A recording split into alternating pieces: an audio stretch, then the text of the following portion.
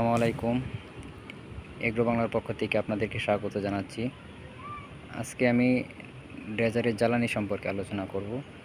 অর্থাৎ আমরা এই ডেজার্টটা কী জ্বালানি দিয়ে চালাই এবং এই জ্বালানির দাম কত, প্রতি ঘন্টা চালাইতে কত লিটার জ্বালানি খরচ হয় এবং এই নদীতে আমরা কীভাবে জ্বালানিটা নিয়ে আসি।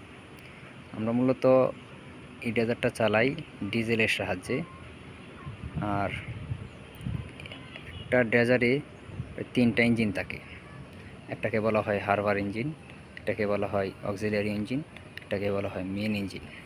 বড় বড় যে দুইটার সাইলেন্সারের মাথা দেখতে পাচ্ছেন, এটা হচ্ছে মেন ইঞ্জিনের, আর এর পাশে যেটা, এটা হচ্ছে অক্সিলিয়ারি ইঞ্জিনের। আর এই যে ছোটো যে একটা জ্বালানি ইঞ্জিন দেখা যাচ্ছে, এটাকে বলা হয় হারবার ইঞ্জিন। অর্থাৎ মেন ইঞ্জিনে 1 লিটারে প্রায় লোড অবস্থায় 100 থেকে 130 লিটার পর্যন্ত জ্বালানি খরচ হয়ে থাকে। আর অক্সিলিয়ারি ইঞ্জিনে 20 লিটারের মতো, আর হারবার ইঞ্জিনে প্রতি ঘন্টায় 5 লিটারের মতো জ্বালানি খরচ হয়।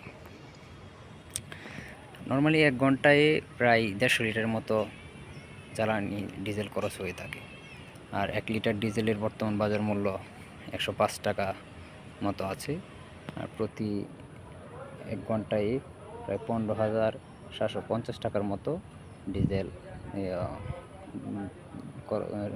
প্রতি ঘন্টায় লাগে আমাদের, 15,750 টাকা। এখন আমরা বলি এই ডেজারে কীভাবে আমরা জ্বালানিটা নিয়ে আসি, ডিজেলটা নিয়ে আসি। এই যে যেটা দেখতে পাচ্ছেন, এটাকে বলা হয় গাজি ট্যাঙ্ক। এই গাজি ট্যাঙ্কের দিয়েই মূলত আমরা জ্বালানিটা ডেজারে নিয়ে আসি। এই গাজি ট্যাঙ্কের ক্যাপাসিটি হচ্ছে 5,000 লিটার, অর্থাৎ 2টা গাজি ট্যাঙ্কি দিয়ে প্রায় 10,000 লিটার ডিজেল আমরা ডেজারে নিয়ে আসতে পারি। কীভাবে নিয়ে আসি সেটা আপনাদেরকে একটু বলি। মূলত ডিপো থেকে তেলটা লরির সাহায্যে এই ব্রিজের মধ্যে আসে। আর এই ব্রিজের কাছে আমরা ওয়াকবোর্ড দিয়ে যাই এই গাজি ট্যাঙ্কিগুলি নিয়ে। সেখান থেকে পাইপের সাহায্যে গাজি ট্যাঙ্কির মধ্যে তেলটা লোড করে আমরা এই ডেজারে নিয়ে আসি। এই হচ্ছে জ্বালানি সম্পর্কে আমার আজকের আলোচনা।